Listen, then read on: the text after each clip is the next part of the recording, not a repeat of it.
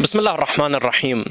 ماہ محرم وہ مہینہ ہے کہ جب امام حسین علیہ السلام دشت کربلا میں بے دردی کے ساتھ پیاسے اور بے گناہ شہید کر دیے گئے۔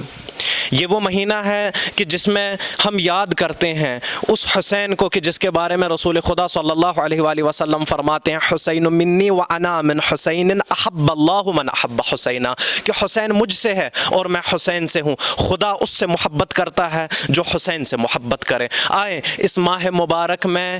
حسین علیہ السلام کو یاد کر خدا کے محبوب ہو جائیں، امام حسین علیہ السلام کو یاد کر رسول خدا صلی اللہ علیہ وآلہ وسلم کے عشق کا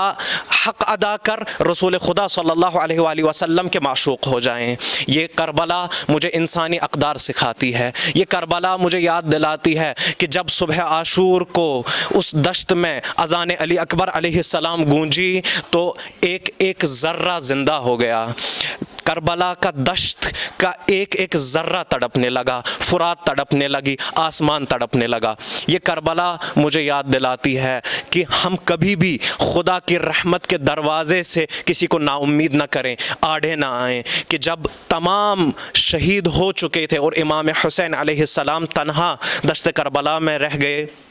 انہوں نے صدا دی کہ اگر اب بھی کوئی آتا ہے ہماری نصرت کے لیے پروردگار کے لشکر میں،